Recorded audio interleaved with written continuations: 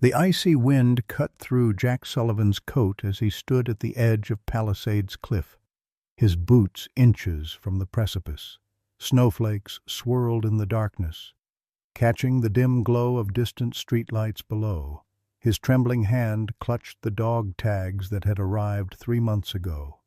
Rex Sullivan, KIA, Afghanistan, at 68.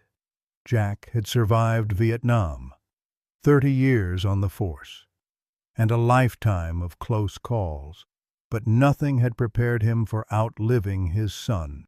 A desperate bark pierced the howling wind. Jack froze. Another bark, weaker this time, echoed from somewhere below. He peered over the edge, squinting through the snow, 20 feet down. On a narrow ledge, no wider than a bookshelf, a German shepherd pressed against the cliff face, its dark eyes reflecting terror in the faint light. The dog's paw slipped on the ice. It scrambled, claws scraping stone, fighting for purchase on the crumbling ledge. Jack's hand released the dog tags. His son's voice echoed in his memory. "Dad, promise me something. If you ever see someone who needs help, human or animal, you help them. That's what makes us who we are." The German shepherd let out one more plaintive cry. Jack Sullivan had been a fighter his whole life. Vietnam had taken his youth. But he'd come home. 35 years with the Newark Police Department had tested his faith in humanity. But he'd persevered. He'd raised a son, loved a wife, and built a life worth living. Then, 3 months ago, a uniformed officer had knocked on his door with news that shattered everything. Rex Sullivan, his only child, had been killed in action in Afghanistan. A Marine K-9 handler, Rex had been leading a patrol when an IED detonated. He'd pushed 2 squad members to safety but couldn't escape the blast himself. The funeral had been a blur of flags, salutes, and empty condolences. He died a hero, they'd said, as if that made it easier to bear. Margaret, his wife of 40 years, had crumbled under the weight of grief. They'd stopped talking, stopped touching, stopped being the couple who'd weathered every storm together. 6 weeks after the funeral, she'd packed a suitcase. "I can't do this, Jack," she'd said, standing in their doorway. "Every room, every photo, every memory, it's all Rex. I need space to breathe, to remember how to live without him." He hadn't fought her leaving. What was there to say? Their son had been the glue that held them together, the joy that made their house a home. Without Rex, they were just 2 broken people sharing the same pain. The house on Maple Street became a mausoleum.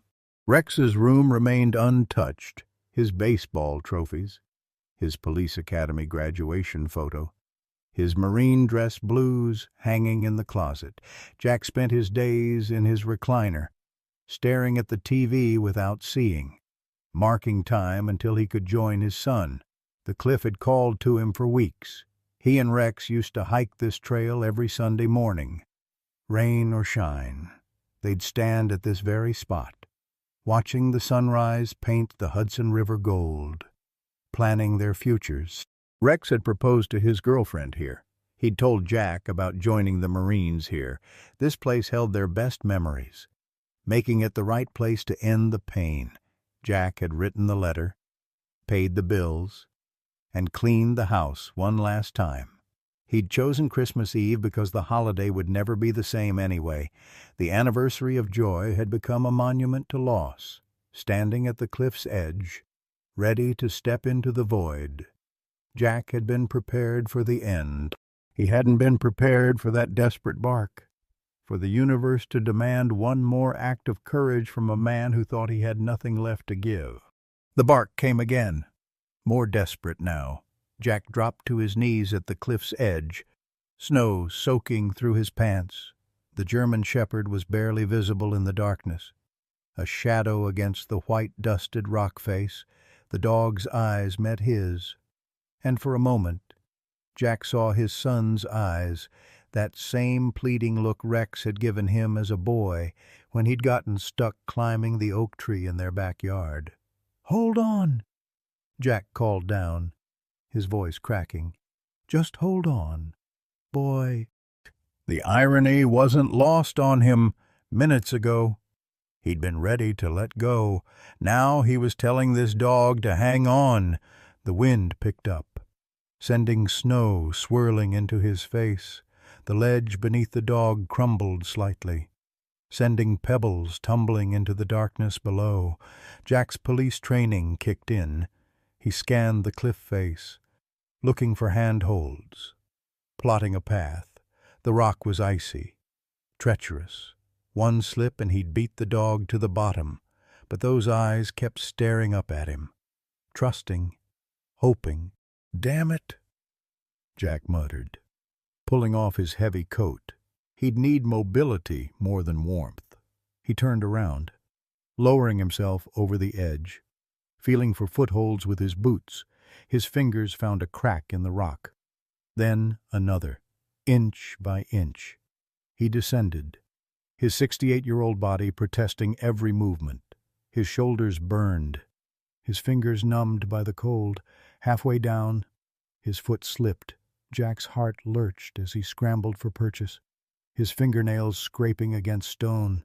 He pressed his face against the cliff, breathing hard, tasting snow and fear. "Getting too old for this," he gasped, but continued down.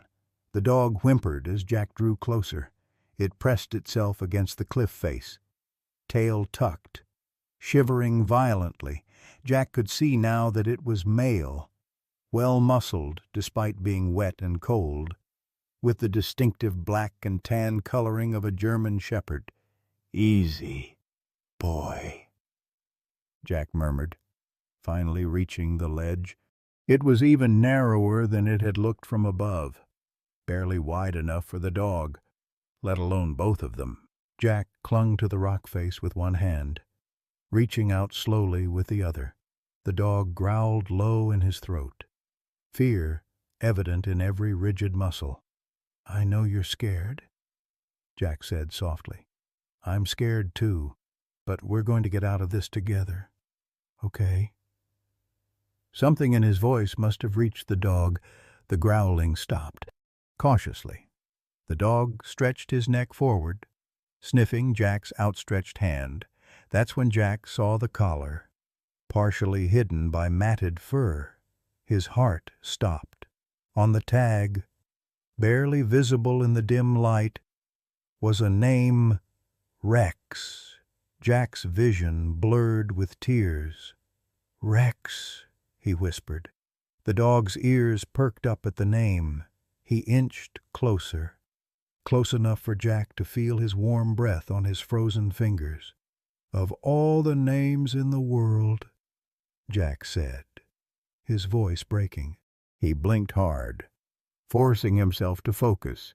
This wasn't his son. This was a scared animal who needed help. "Okay, Rex, we're going to do this nice and slow." Jack unclipped his belt with one hand, threading it through the dog's collar to create a makeshift lead. The dog didn't resist, seeming to understand that Jack was his only chance. "Now comes the hard part," Jack said. The cliff face above them looked impossibly steep, the handholds he'd used on the way down now seeming hopelessly out of reach. And he had 80 pounds of German shepherd to carry. Jack wrapped the belt around his wrist and reached down. "I'm going to pick you up now. Rex, don't fight me." "Okay." The dog whined but didn't pull away as Jack slid his arm under his chest. With a grunt of effort, Jack lifted him, cradling the dog against his chest with one arm while clinging to the cliff with the other. Rex's claws dug into Jack's shoulder, but he didn't struggle. "That's it. Good boy," Jack panted. Just like carrying Rex when he was little, remember? Jack, 4th of July. Fireworks scared him, carried him all the way home. Step By agonizing step, Jack climbed. His muscles screamed. His lungs burned in the frigid air. The dog's weight threatened to pull him backward into the void. Snow fell harder now, making each handhold slick and treacherous. 20 feet had never seemed so far. Halfway up, Jack's strength began to fail. His arm trembled violently, his grip loosening. The darkness below seemed to reach up for them both. "No," Jack growled through gritted teeth. "Not today. Not like this." He thought of Rex, his Rex at boot camp graduation, standing tall and proud. Never give up. "Dad, that's what you taught me. Never give up." With a roar of effort, Jack pulled himself up another foot, then another. The dog whimpered, pressing his head against Jack's neck as if trying to make himself smaller, lighter.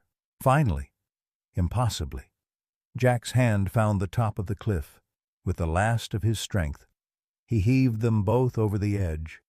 Collapsing onto solid ground, they lay there in the snow, man and dog, breathing hard, alive.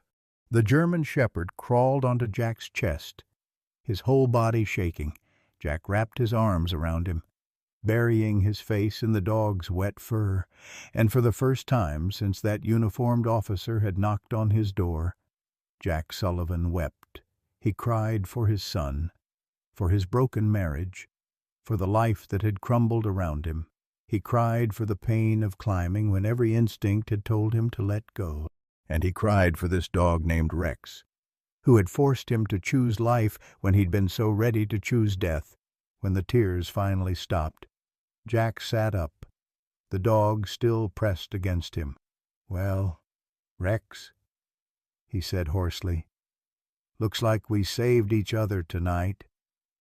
The dog looked up at him with those brown eyes, and for just a moment, Jack could have sworn he saw recognition there, as if this Rex, too, had been looking for something he'd lost. "Come on," Jack said, struggling to his feet.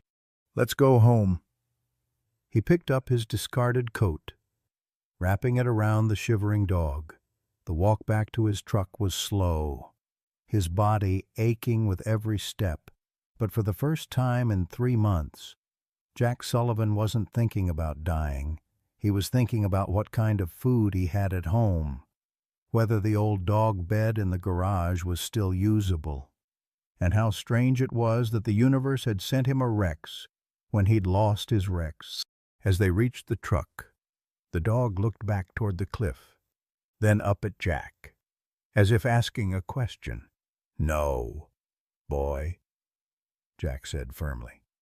"Neither of us is going back there. We're done with cliffs."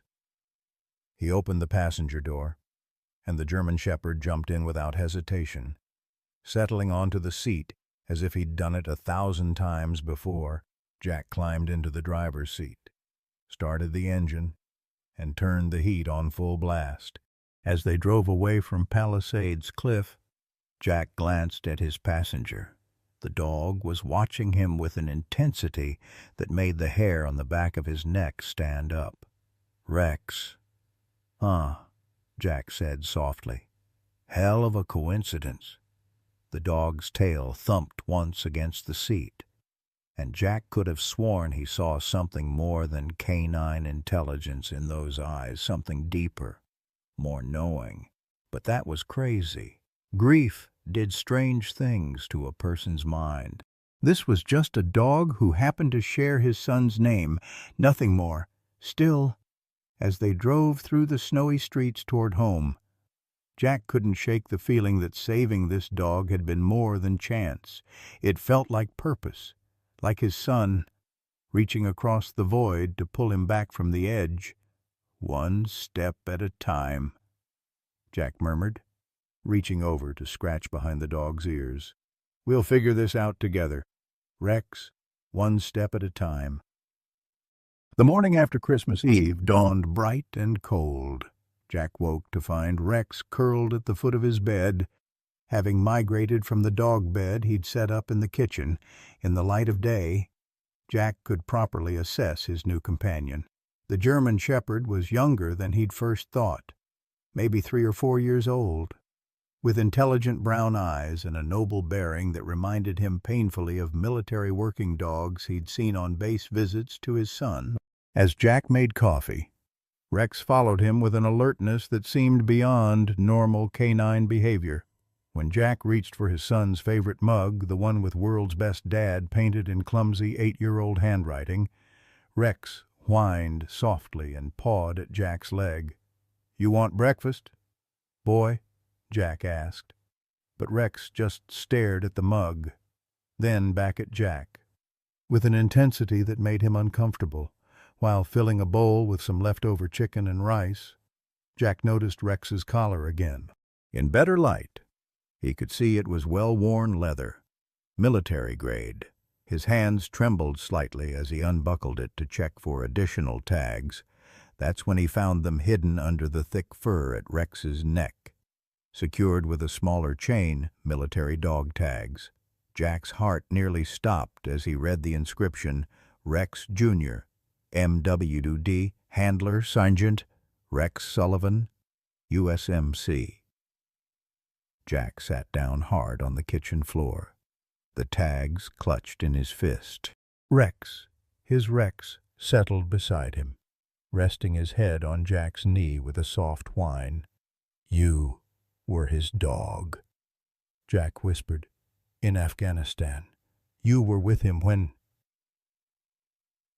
The implications crashed over him like a wave. This wasn't just any German Shepherd. This was his son's military working dog, his partner in combat. But how had he ended up on a cliff in New Jersey? Military dogs were valuable assets. Carefully tracked and managed, Jack's phone rang, startling them both. The caller ID showed his neighbor, Harold Peterson, head of the Homeowners Association and perpetual thorn in Jack's side. "Jack, it's Harold. Listen, I'm getting calls about some large dog at your place. You know the rules, no pets over 40 pounds without board approval. It's temporary." "Harold," Jack managed, his mind still reeling from the discovery. "That's not how it works. The Christmas Eve meeting is tomorrow.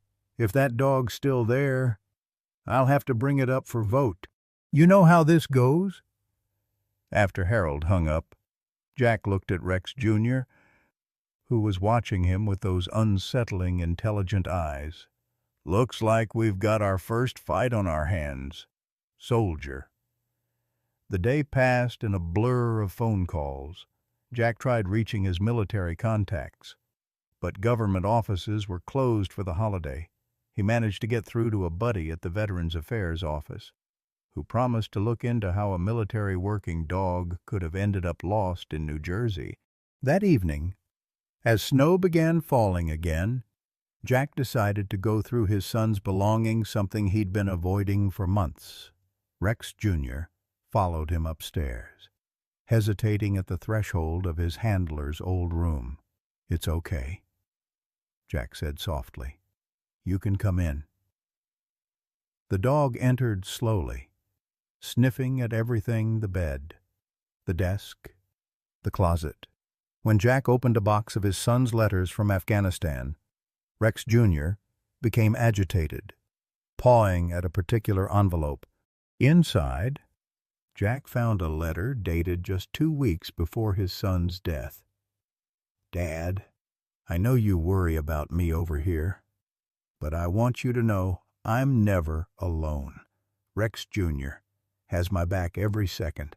This dog is incredible, smarter than half the Marines I serve with. Don't tell them I said that. He saved my life more times than I can count. If anything happens to me, I've made arrangements for Rex Jr. to be adopted out after his service. I've put in a request for you and Mom to get first consideration. I know it's a lot to ask, but he's family. Dad, he deserves to retire with people who understand what we've been through. Speaking of Mom, have you two talked lately?" This distance between you is killing me more than any Taliban fighter could. Promise me you'll try to work things out. Life's too short for the people I love to be strangers to each other. Stay strong. Dad, see you soon. Rex? Jack's hands shook as he refolded the letter. Rex Jr. was sitting at attention now, watching him with an expression that seemed almost human in its understanding. He wanted you to come home to us, Jack said, his voice thick with emotion. But how did you end up on that cliff? As if in answer, Rex Jr. walked to the window that overlooked the backyard, pawing at the glass. Jack joined him, looking out at the snow-covered lawn where his son had played as a child, where they'd thrown countless footballs and baseballs. The next morning brought the first major confrontation. Harold Peterson stood on Jack's doorstep with two other board members, peering disapprovingly at Rex Jr., who stood protectively at Jack's side. That's definitely over 40 pounds. Jack, more like 80, and it looks aggressive. He's a military working dog, Jack said firmly. My son's partner in Afghanistan. I'm sorry for your loss, but rules are rules. The meeting is tonight at 7. If you want to keep him, you'll need board approval. After they left, Jack's phone rang. It was Channel 12 News. Someone had tipped them off about the Christmas Eve cliff rescue. Within hours, the story began to spread. Grieving father saves son's military dog from cliff. That evening, the community center was packed. News vans lined the street outside. Jack arrived with Rex Jr. on a leash, wearing his son's Marine Corps tie clip on his collar, a small act of defiance. Harold called the meeting to order, his face reddening at the unexpected crowd. We're here to discuss a variance request for an oversized dog at 247 Maple Street. That's not just any dog. Someone called from the back. That's Sergeant Sullivan's dog. The room erupted in murmurs. Jack stood, Rex Jr. at his side. This dog served our country, Jack began, his voice steady despite his nerves. He served alongside my son, who gave his life for all of us. I found him on Christmas Eve, about to fall from Palisades Cliff. Now, you can cite your rules and regulations, but I'm not giving him up. If you want to evict a 68-year-old veteran and a war dog, you go right ahead, but you'll have to do it in front of these cameras. The room fell silent. Then, from the back row, Margaret's voice cut through the tension. I think what my husband is trying to say is that this dog is family. Jack turned, stunned. Margaret stood in the doorway, snow in her hair, looking as beautiful as the day they'd met. Margaret, she walked forward, her eyes never leaving his. I saw the news. I should have been here sooner. I should have been here all along. She knelt beside Rex Jr., who surprised everyone by immediately laying his head in her lap, tail wagging. It was the first time Jack had seen the dog show affection to anyone but him. Look at that, someone whispered. He knows her. Margaret looked up at Harold and the board. My son died protecting others. The least we can do is protect his dog. The room exploded in applause. Harold banged his gavel uselessly, his face purple with frustration. Order! We need order! This is a variance hearing, not a motion to approve the variance, called out Mrs. Chen, a board member who'd lost her own son in Iraq. Second, added Mr. Rodriguez, another board member. All in favor. The ayes were deafening. Harold's gavel fell silent. After the meeting, Jack and Margaret stood in the parking lot, Rex Jr. between them. Snow fell softly around them, muffling the sounds of people heading to their cars. Why did you come? Jack asked. Because I realized something, Margaret said, reaching down to pet Rex Jr. I wasn't running from the pain. I was running from the love. Everything in that house reminds me of Rex, because everything in that house was built on love. Our love, his love. I was a fool to think I could escape it. Jack felt tears freezing on his cheeks. I almost gave up. Maggie, on Christmas Eve. I was ready to— I know, she interrupted, taking his hand. But you didn't. You saved this dog instead. You saved our son's partner. And maybe Rex sent him to save you. Rex Jr. looked up at them both, then did something extraordinary. He stood on his hind legs, placing one paw on each of their joined hands, as if blessing their reunion. He's been trained for something, Jack murmured. It's like he knew exactly where to find me, exactly when I needed him most. Does it matter? Margaret asked. He's here. We're here. Maybe that's enough. As they walked toward Jack's truck, Rex Jr. suddenly alert. His ears perked toward the cliff where Jack had found him. For a moment, Jack could have sworn he heard his son's voice on the wind. Take care of each other. But that was impossible. Grief played tricks on the mind. What mattered was that they were together again, all three of them, and tomorrow would be the first day of whatever came next. The drive home was quiet, filled with the comfortable silence of people who've shared decades together. Rex Jr. sat in the back seat, his head resting on the console between them, occasionally nudging their shoulders as if to make sure they were both still there. Stay tonight? Jack asked as they pulled into the driveway. Margaret nodded. Tonight, tomorrow, as long as you'll have me. Inside, they found Rex Jr., his collar on the kitchen floor where Jack had left it that morning. As Margaret picked it up, something rattled inside the thick leather. Working carefully, she found a small slit in the inner lining and extracted a USB drive. Sealed in waterproof plastic, Jack and Margaret looked at each other, then at Rex Jr., who sat watching them with an expression that could only be described as expectant. Should we? Margaret began. Tomorrow, Jack decided. Whatever's on there, we'll face it tomorrow, together. That night, for the first time in months, Jack Sullivan slept without nightmares.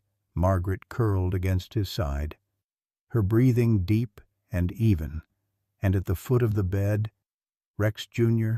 kept watch, his ears twitching at every sound. Standing guard over the family his handler had loved more than life itself. The morning after the board meeting, Jack woke to the smell of coffee and bacon scents that had been absent from his house for months. He found Margaret in the kitchen, wearing one of his old flannel shirts. Rex Jr. sitting attentively at her feet. Just like old times, she said softly, not turning from the stove. He used to sit exactly like that when Rex was home on leave, hoping for bacon scraps. Jack poured himself coffee, his eyes drawn to the USB drive sitting on the kitchen table like an unexploded ordnance. They'd agreed to face it together. But now, in the light of day, the prospect felt overwhelming. Maybe we should wait, Jack suggested. Get our bearings first. Margaret turned, spatula in hand.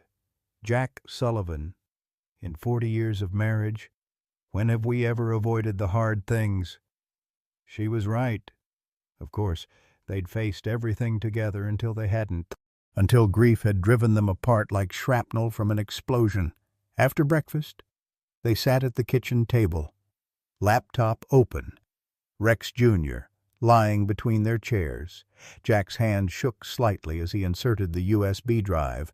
A single video file appeared for Mom and Dad. Margaret reached for Jack's hand. "Ready?" He nodded and clicked play. Their son's face filled the screen. Dusty and sun-weathered, but unmistakably Rex. He was sitting in what looked like a military tent. Rex Jr., visible beside him. "Hey, Mom and Dad, if you're watching this, well, things didn't go the way I planned. First off, I love you both more than words can say. Second, I need you to know about Rex Jr."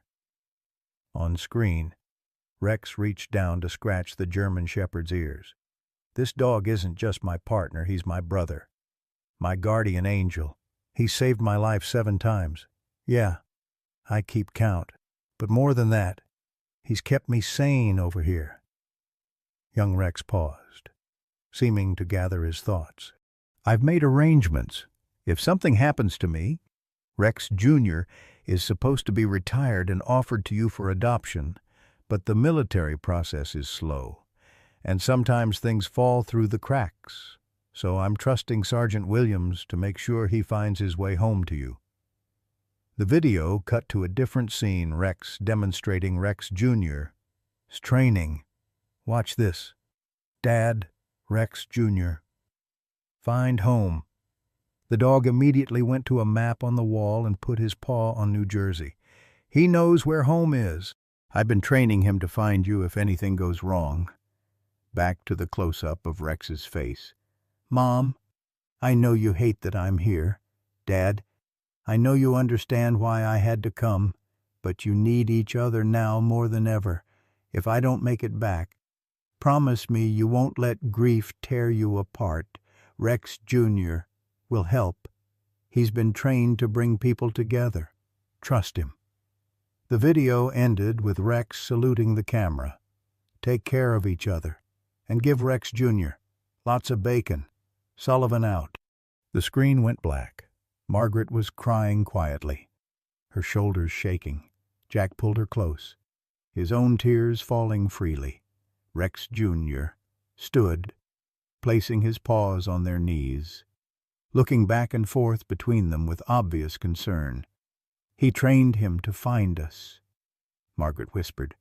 "But how did he end up on that cliff?" Jack's phone rang before he could respond. It was his VA contact, Pete Rodriguez. "Jack, I've got some information about that military dog. Turns out there was a transport mix-up. Rex Jr. was being shipped to a training facility in Pennsylvania when the vehicle had an accident. The dog escaped and has been missing for 2 weeks. They've been searching everywhere." 2 weeks. Jack did the math. That meant Rex Jr. had been loose since December 10th, traveling who knows how many miles to end up at Palisades Cliff on Christmas Eve. "Here's the strange part," Pete continued. "The training facility says Rex Jr. was one of their most decorated dogs, saved multiple lives in combat, but they also noted some unusual behavior after your son's death. He kept escaping his kennel, always heading northeast, like he was trying to get somewhere specific." After hanging up, Jack shared the information with Margaret. They both looked at Rex Jr., who was now sitting by the back door, staring intently at something outside. "What is it, boy?" Jack opened the door. Rex Jr. trotted directly to the old oak tree in the backyard, the one young Rex used to climb. The dog sat at its base and barked once, looking up at a specific branch. "That's where he got stuck," Margaret said suddenly. "Remember, Rex was 8. Tried to climb too high, and you had to rescue him. He carved something in that branch afterward." Jack found the old ladder in the garage and climbed up. There, weathered but still visible, were the words Rex plus Dad plus Mom Ix forever. When he climbed down, Rex Jr. was holding something in his mouth, a small metal box they'd never seen before, apparently recently buried at the base of the tree. Inside the box was another USB drive and a handwritten note. "If Rex Jr. finds this, It means he made it home. I buried this during my last leave. This is the important stuff I couldn't put in official channels. This video was different, more urgent, recorded in what looked like a bunker with explosions audible in the background. Mom, Dad, if you're watching this one, it means Rex Jr. did what I trained him to do. We're under heavy fire right now, and I've got a bad feeling, but I need you to know the truth about what we do here, about the lives we save. The video showed footage of Rex Jr. in action detecting IEDs, protecting wounded soldiers, even dragging an unconscious Marine to safety under fire. This dog is a hero, but more than that, he understands loss. He's comforted more grieving soldiers than any chaplain. After Jenkins died last month, Rex Jr. stayed with his battle buddy for 3 days straight, wouldn't leave his side until he stopped crying. Young Rex looked directly into the camera. I've left instructions with Williams and Martinez. If I don't make it, they're to ensure Rex Jr. gets to you no matter what. He knows commands you need: find home, guard family, bring together. He'll know what to do. The sound of an explosion made the camera shake. Gotta go. Remember, Rex Jr. isn't just a dog. He's my promise to keep watching over you. Trust him. Love each other. And Dad, that spot at Palisades where we used to watch sunrise, if you ever go back there, know I'm with you. The video cut off abruptly. Jack and Margaret sat in stunned silence, the weight of their son's words settling over them like a heavy blanket. He went to the cliff, Margaret said finally. Rex Jr. went to the exact spot you and Rex used to go. But why was he trapped on that ledge? As if in answer, Rex Jr. walked to the laptop and pawed at the keyboard, accidentally starting another file they hadn't noticed, an audio recording. Training log, day 47. Their son's voice stated, working on emergency protocols with Rex Jr. Today's scenario: if handler is KIA and next of kin is in danger, Rex Jr. is to create a situation requiring rescue.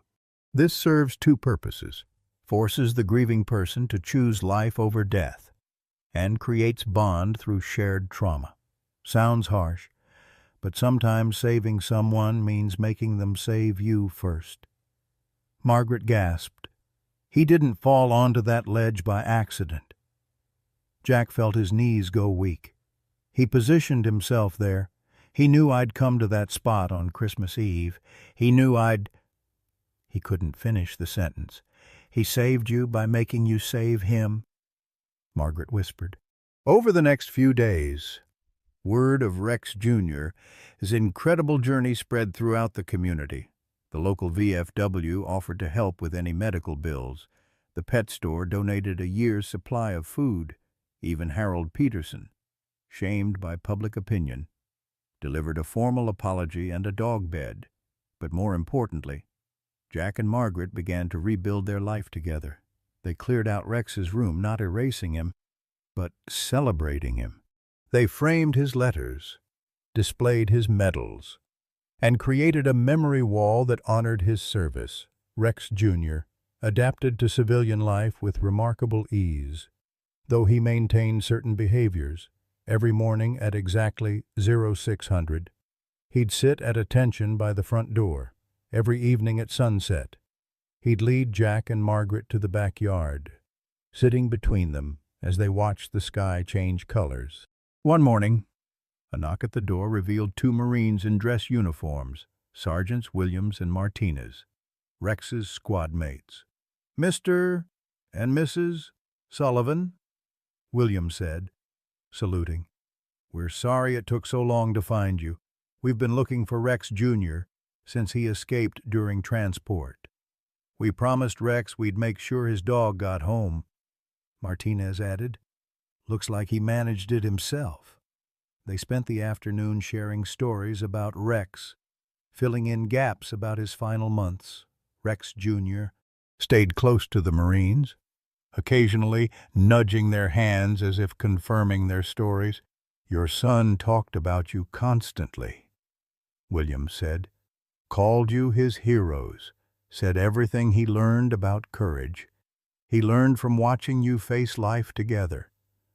The day before the IED, Martinez added quietly, "Rex made us promise something. If anything happened to him, we were to make sure Rex Jr. completed his mission getting you two back together." As they prepared to leave, Williams handed Jack a medal. "Rex was posthumously awarded the Silver Star. This is his actual medal. We thought Rex Jr. should have it."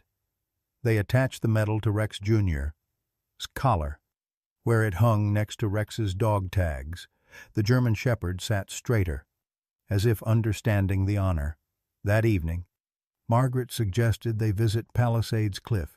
"Not to grieve," she said, "but to thank the place that brought us all back together." They drove there as the sun began to set.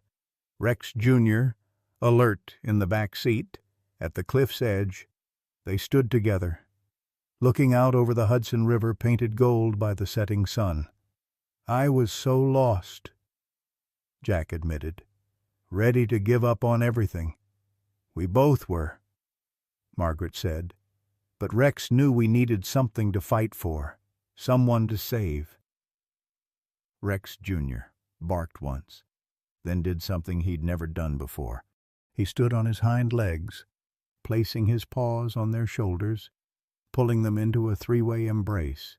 In that moment, Jack understood his son hadn't just sent them a dog.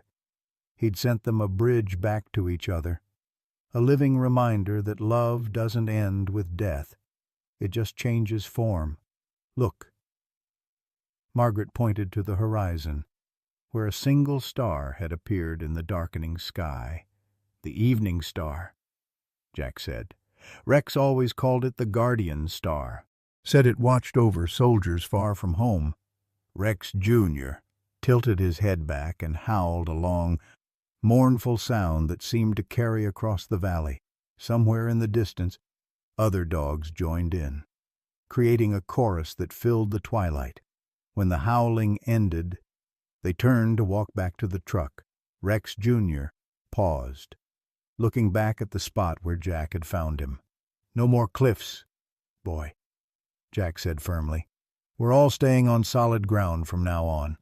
But as they drove home, Jack glanced in the rearview mirror and saw Rex Jr. watching the cliff until it disappeared from view, as if saying goodbye to something or someone only he could see. That night, Jack found himself in Rex's old room, now transformed into a study. On the desk was a letter he'd been trying to write to the families of the soldiers Rex had served with, telling them about Rex Jr., his journey home. "Need help?" Margaret asked from the doorway. "I want them to know their sons weren't alone over there, that Rex and Rex Jr. watched over them all." Together, they wrote through the night, Rex Jr. sleeping at their feet. By morning, they had 12 letters ready to send, one for each soldier in Rex's unit. The next week brought an unexpected visitor, Dr. Sarah Chen, an animal behaviorist from Columbia University. "I've heard about Rex Jr., his incredible journey," she explained. "With your permission, I'd like to study him. Dogs navigating hundreds of miles to find specific people, it's incredibly rare." "He's not an experiment," Jack said protectively. "Of course not. But understanding how he did it might help us train more dogs to help veterans with PTSD, to find missing persons, to save lives." Jack and Margaret exchanged looks. Rex Jr., sensing the tension, stood and walked to Dr. Chen, sitting at her feet and offering his paw. "Well?" Margaret laughed. "I guess he's made his decision." But over the following months, Dr. Chen visited weekly, documenting Rex Jr., his behaviors and abilities. Her research revealed that Rex had used an innovative training method, combining scent work with geographical markers and emotional bonding. It's groundbreaking, she told them. Your son created a protocol that could revolutionize how we train service dogs for veterans. The study led to the creation of the Rex Sullivan Protocol, a training program for dogs assigned to help grieving military families. Jack and Margaret became involved, sharing their story at veterans events and helping to establish a foundation in Rex's name. 1 year after that Christmas Eve rescue, they held a memorial service at Palisades Cliff. Veterans from across the state attended, many with their own service dogs. The mayor officially renamed the trail Sullivan's Path and installed a plaque telling the story of a son's love, a dog's loyalty, and a family's redemption. As Jack spoke at the ceremony, Rex Jr. sat at attention beside him, wearing his medal and tags proudly. "My son couldn't come home," Jack told the crowd, "but he made sure his love did, through Rex Jr. He taught us that sometimes the greatest act of courage isn't facing death, it's choosing life, especially when every instinct tells you to give up. Rex Jr. didn't just save my life that night," he continued. "He saved our family. He completed the mission his handler gave him, bring us back together, help us heal, and remind us that love is stronger than loss." After the ceremony, as people mingled and shared their own stories of loss and recovery, Jack noticed Rex Jr. had wandered to the cliff's edge. He was sitting at the exact spot where Jack had found him. Staring out at the horizon, Jack approached carefully. "What do you see, boy?" Rex Jr. turned to look at him, and for just a moment, Jack could have sworn he saw his son's eyes looking back, proud, loving, at peace. Then Rex Jr. stood, shook himself, and trotted back to Margaret, who was talking with a young widow whose husband had served with Rex. The German shepherd sat beside the crying woman, leaning against her leg in comfort, just as he'd been trained to do. "He's still on duty," Margaret said softly, coming to stand beside Jack. "They both are," Jack replied, taking her hand as the sun set over Palisades Cliff, painting the sky in brilliant oranges and purples. Jack felt a peace he hadn't known in years. They'd lost their son, but they'd found their way back to each other. They'd discovered that grief shared is grief halved, and love shared is love doubled. Rex Jr. had completed his mission, but his work wasn't done. There were other grieving families to comfort, other lives to save, other bonds to forge, and somewhere, Jack was certain, Rex was watching over them all, proud of the legacy he'd left behind, a legacy written not in stone, but in the devoted heart of a German shepherd who'd traveled hundreds of miles to save a family he'd been trained to love. The second winter after Rex Jr. His arrival brought unprecedented challenges to the Sullivan household. The foundation they'd established in Rex's name had grown beyond their wildest expectations. With veterans from across the country reaching out for help, Jack and Margaret found themselves overwhelmed by the demand. Working long hours to coordinate services, arrange dog training programs, and provide support to grieving military families. It was during one particularly stressful week in February when everything began to unravel. They had just received news that their foundation's main donor was pulling funding due to financial difficulties, and the IRS had questions about their nonprofit status. The stress was taking its toll on both of them, and old fractures in their relationship began to show. "We can't save everyone, Jack," Margaret said one evening, exhaustion evident in her voice. She was sitting at the kitchen table, surrounded by paperwork and unopened mail. "We're drowning here. These people need us," Jack insisted. pacing the kitchen. "We can't just turn them away. Rex wouldn't want us to give up." "Rex is gone!" Margaret snapped, immediately regretting her words as she saw Jack flinch. "I'm sorry. I didn't mean—" "No, you're right," Jack said coldly. "He is gone, and we're killing ourselves trying to keep his memory alive." Rex Jr., who had been lying by the door, suddenly stood and positioned himself between them, whining softly.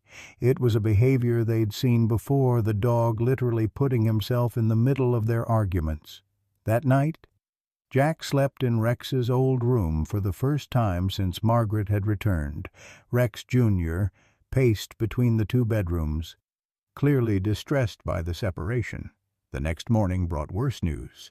Harold Peterson, still bitter about his public humiliation at the board meeting, had filed a formal complaint with the city about the foundation operating from a residential address. He'd gathered signatures from several neighbors who were tired of the increased traffic and what they called disruptive veterans coming to the house.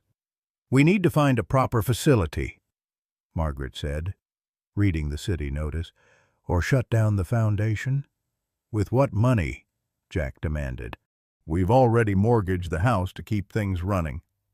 Their argument was interrupted by the doorbell. A young woman stood on their porch, holding the hand of a small boy. Both looked as if they'd been crying. "Mr. and Mrs. Sullivan, I'm Jenny Martinez. This is my son, Carlos. My husband Tony served with your son in Afghanistan." Jack recognized the name immediately. Martinez, one of the Marines who had visited them, who had promised Rex to look after Rex Jr. "Tony was killed last month," Jenny continued, her voice breaking. "Training accident at Camp Pendleton. Before he died, he told me about your foundation, about Rex Jr. He said if anything happened to him, we should come to you." Carlos, who couldn't have been more than 6, looked up at them with eyes too old for his age. "Daddy said you had a magic dog who helped sad people." Rex Jr. appeared at Jack's side, immediately focusing on the boy. Without any command, the German shepherd walked forward and gently pressed his head against Carlos's stomach.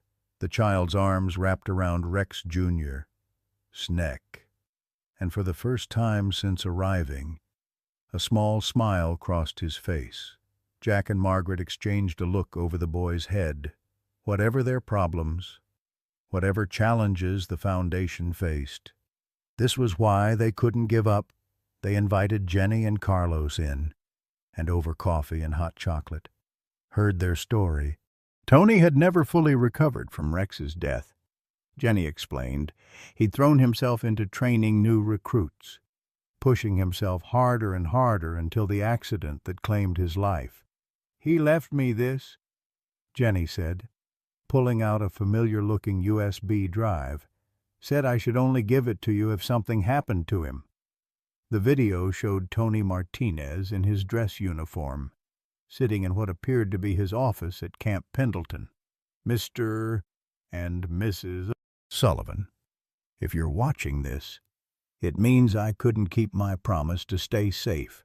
I want you to know that your son saved my life more times than I can count. And Rex Jr. was always right there with him. The work you're doing with the foundation, it matters. It saves lives. I've been working on something. A proposal for the VA to officially recognize and fund programs like yours. It's all in the attached files. I've also been in contact with someone who wants to help a philanthropist who wishes to remain anonymous but believes in what you're doing. If I'm gone, Jenny and Carlos will need you, not just for grief counseling, but for hope.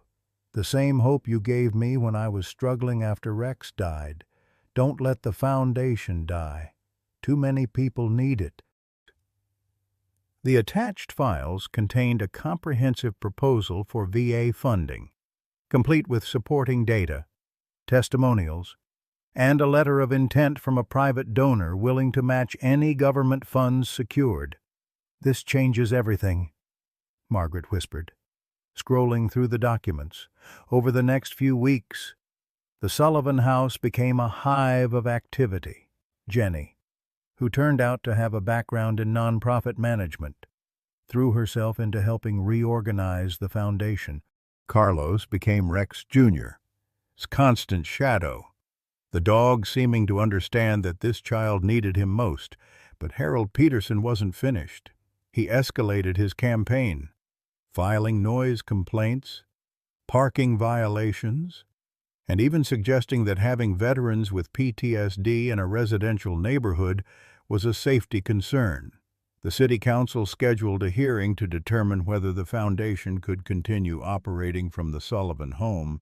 The night before the hearing, Jack found Margaret in the backyard, standing under the old oak tree where they'd found Rex's second message. "Remember what he said in that video?" she asked without turning around. "Sometimes saving someone means making them save you first." "What are you thinking?" "I'm thinking we've been going about this all wrong. We've been trying to do everything ourselves, just like we tried to handle our grief alone. Maybe it's time to let the community save us." On the city council hearing drew an even larger crowd than the HOA meeting had.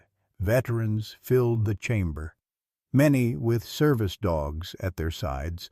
Local news crews set up cameras, and social media buzzed with #SaveSullivan. Foundation hashtags. Harold Peterson spoke first, listing his complaints with bureaucratic precision: property values, zoning violations, traffic concerns. He painted a picture of a neighborhood under siege by the Sullivans' well-meaning but disruptive activities. Then Jack stood to speak, Rex Jr. at his side. But before he could begin, Carlos Martinez stepped forward. "Can I say something?" the boy asked in a small voice. The council president, a grandmother herself, nodded. Carlos looked at Rex Jr., who gave him an encouraging nudge. "My daddy died last month. He was a Marine, like Rex Sullivan. I was really sad and scared, but then we came here, and Rex Jr. helped me feel better. He lets me cry on him, and he sleeps by my bed when I have bad dreams. Mr. and Mrs. Sullivan help my mom, too. They help lots of people whose daddies and mommies don't come home from war. Please don't make them stop." The room fell absolutely silent. Then Jenny Martinez stood. "My husband left me with a 6-year-old son and a broken heart," she said. "The Sullivans didn't just offer us counseling, they offered us hope. They offered us family. If this foundation has to leave this neighborhood, then maybe this isn't the kind of neighborhood I want to raise my son in." One by one, people stood to speak. Veterans whose lives had been saved by the program, families who'd found support in their darkest hours, even some neighbors who'd initially supported Harold's complaints changed their position after hearing the testimonies. Dr. Sarah Chen presented her research on the Rex Sullivan Protocol, showing how it was revolutionizing service dog training nationwide. A representative from the VA announced that, based on Tony Martinez's proposal, they were prepared to offer a substantial grant, but only if the foundation had a proper facility. That's when Margaret played their ace. "We've been offered a property donation," she announced. "The old community center on Veterans Way, it's been empty for years, but with renovation, it could house our entire operation. We wouldn't need to work from our home anymore." The donor, she revealed, was the anonymous philanthropist Tony had mentioned, who turned out to be a tech billionaire whose brother had served with Rex in Afghanistan. The council voted unanimously to not only allow the foundation to continue, but to provide a city grant for the renovation of the new facility.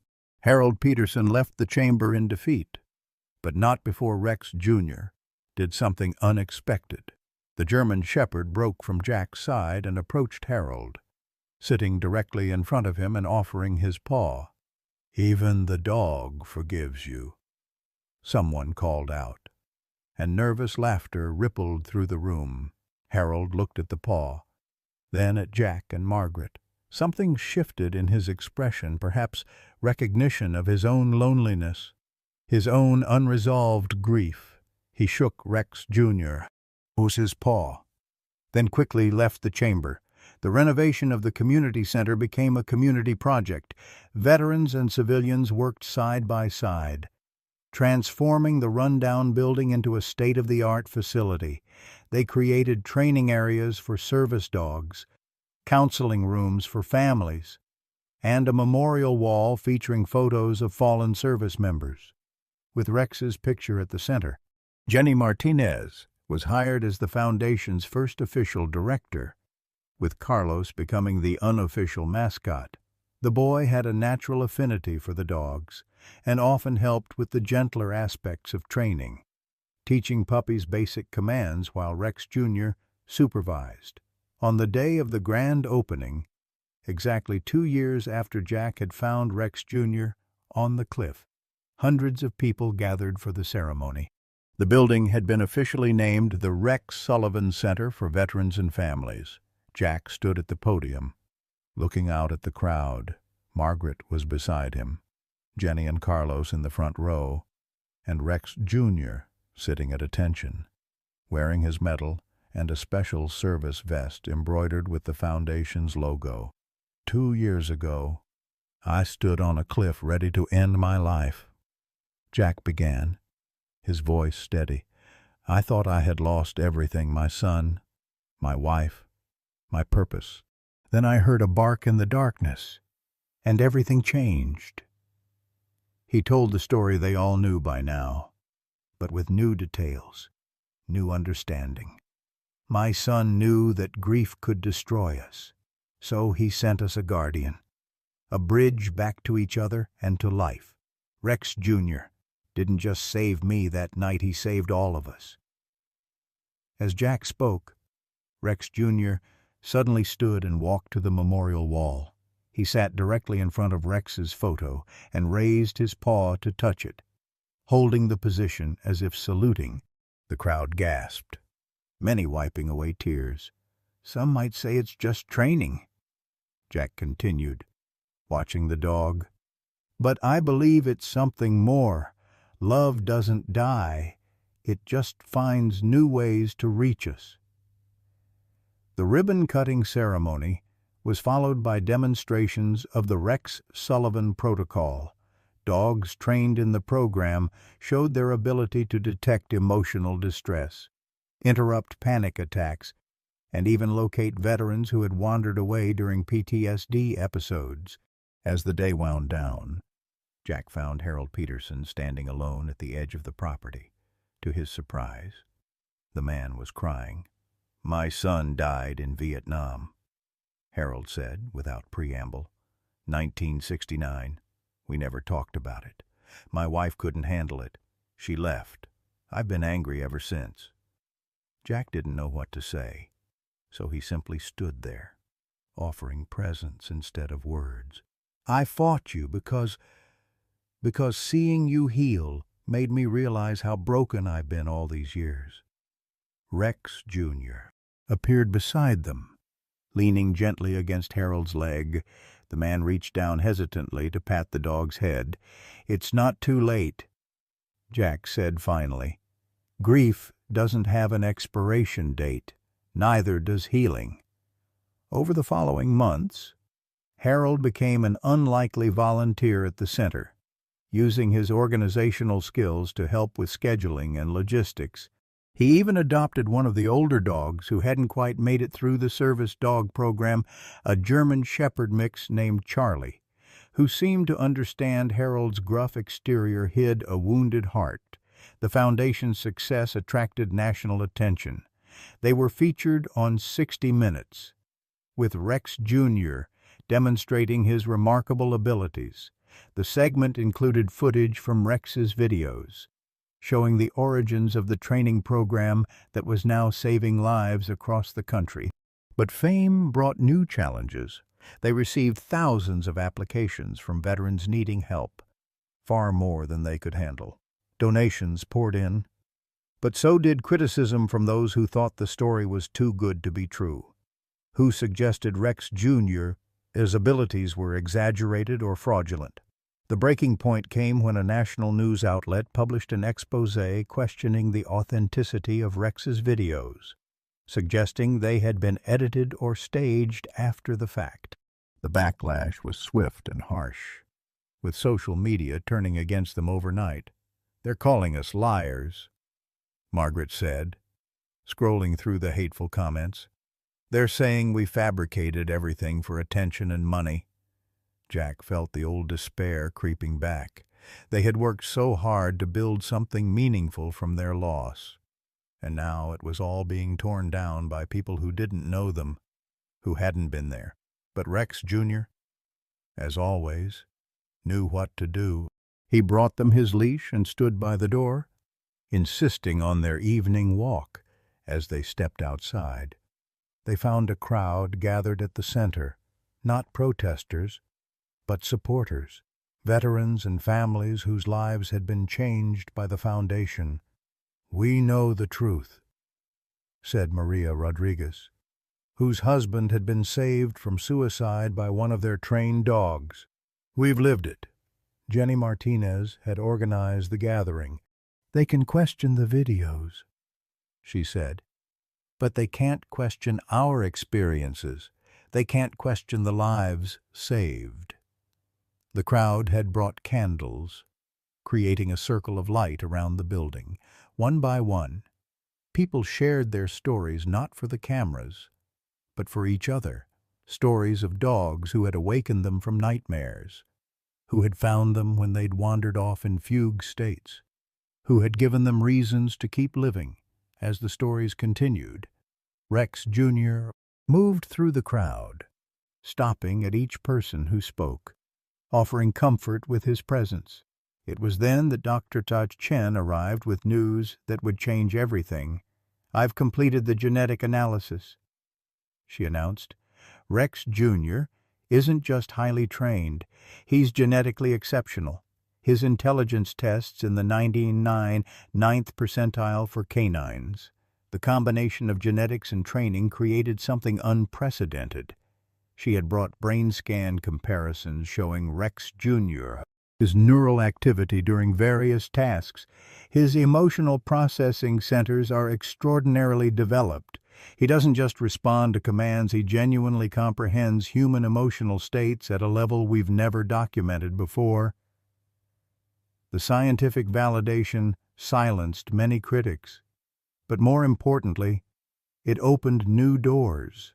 The Department of Defense expressed interest in studying the breeding line that had produced Rex Jr., hoping to develop more dogs with similar capabilities. Universities wanted to partner on research. Suddenly, the Foundation had the resources and credibility to expand nationally. A year later, at Rex Jr.'s 5th birthday celebration, which had become an annual fundraising event, Jack received an unexpected gift. A courier delivered a package with no return address, containing a letter and an old photograph. The photo showed a young Marine with a German Shepherd puppy. The letter was from Rex's commanding officer in Afghanistan, Mr. Sullivan.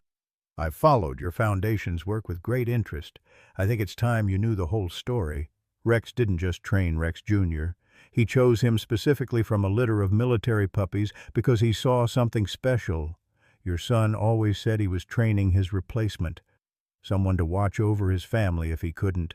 The night before the mission where Rex was killed, he gave me this photo and asked me to send it to you when the time was right. He said you'd know what to do with it." Rex also left something else, a sealed letter for Rex Jr.'s future handler. "I realize now that handler is you. The letter is in a safety deposit box at First National Bank. Box 247. The key is taped behind the photograph. Semper Fi. Colonel James Mitchell." Jack found the key exactly where Mitchell had indicated, at the bank, with Margaret and Rex Jr. beside him. He opened the box to find a single envelope marked, "For the one who saves him." Inside was a handwritten letter from Rex. "If you're reading this, it means Rex Jr. found his way to you, and you found your way to each other.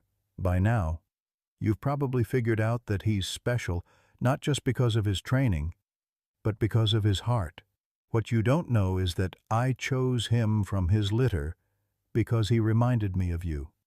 Dad, stubborn, loyal, and with an overwhelming need to protect others, even at his own expense.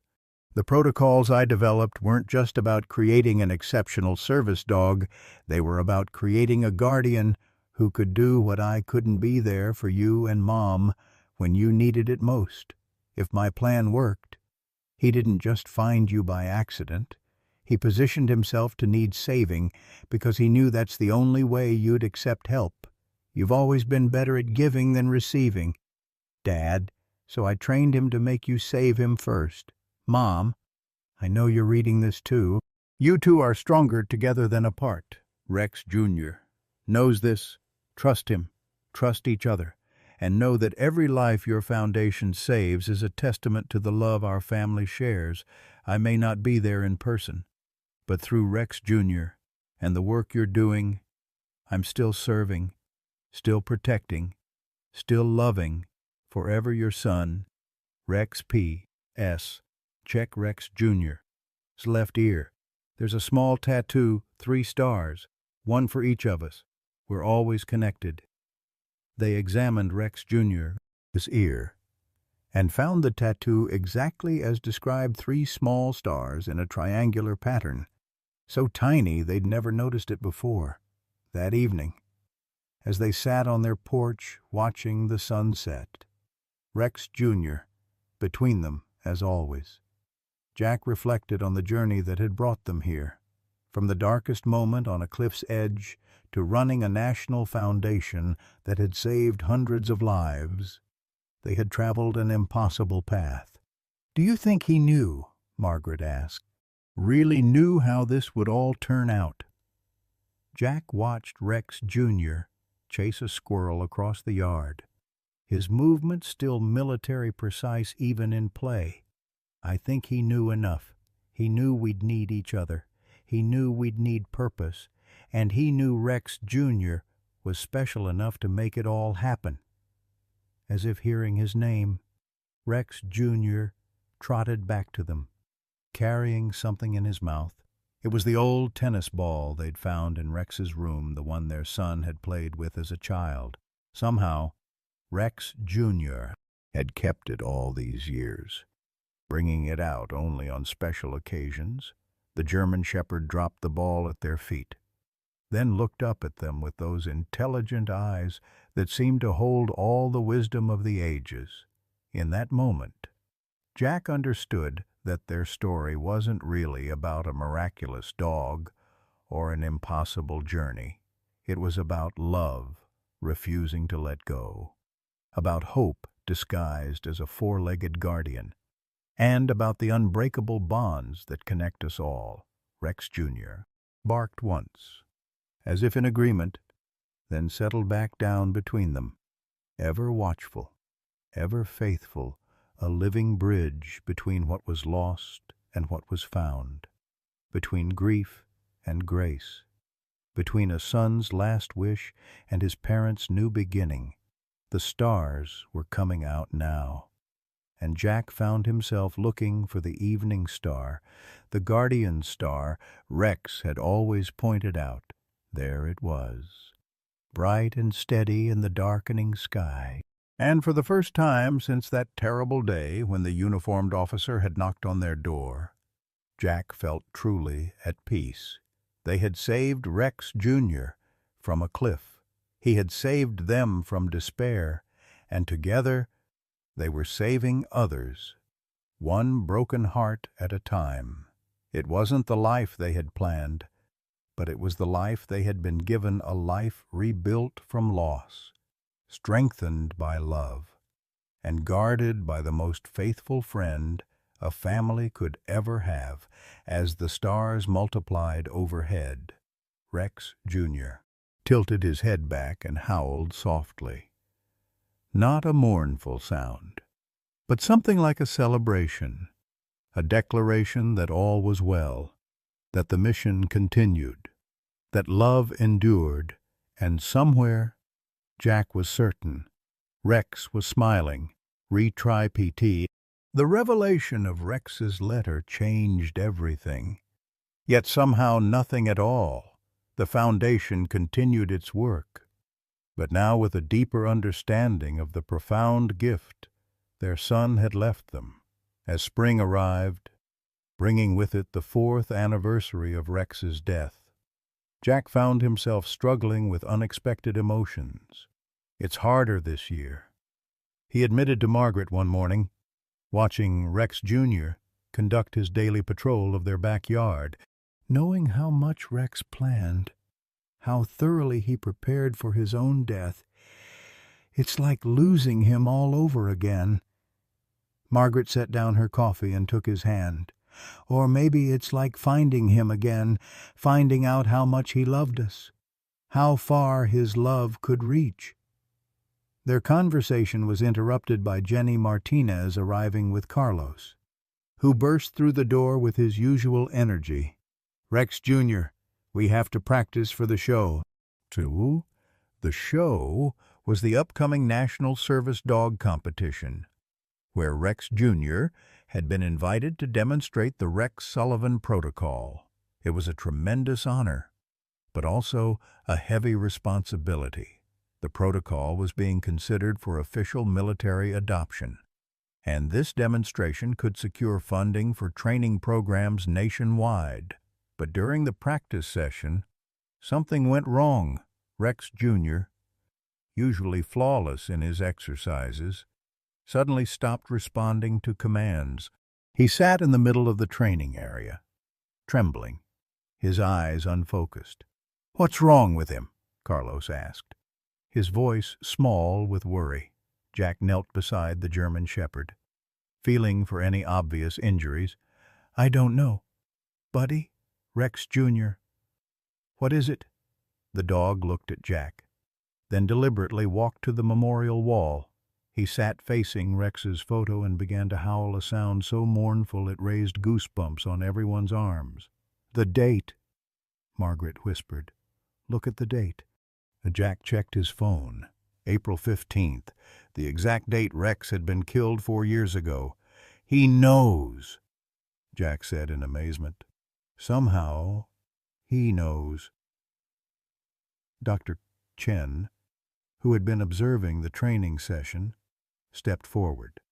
"There's growing evidence that dogs can sense anniversaries, especially those connected to traumatic events. Rex Jr.'s emotional intelligence is extraordinary. It's entirely possible he's experiencing his own form of grief." They canceled practice for the day. Instead, they held an impromptu memorial service with just the core family: Jack, Margaret, Jenny, Carlos, and Rex Jr. They shared stories about Rex, lit candles, and allowed themselves to feel the loss that never truly went away. That evening, as Jack sat alone with Rex Jr. on the back porch, the dog did something he'd never done before. He climbed into Jack's lap, all 80 pounds of him, and rested his head on Jack's shoulder. "I miss him too, boy," Jack whispered, stroking the dog's fur. "Every single day." Rex Jr. whined softly and licked Jack's cheek, tasting the tears there. The next morning brought a crisis. Harold Peterson, who had become one of their most dedicated volunteers, collapsed during the morning dog training session. The paramedics said it was a heart attack. As they loaded him into the ambulance, Harold grabbed Jack's hand. "Take care of Charlie," he gasped. "Don't let him be alone." At the hospital, they learned Harold had no family.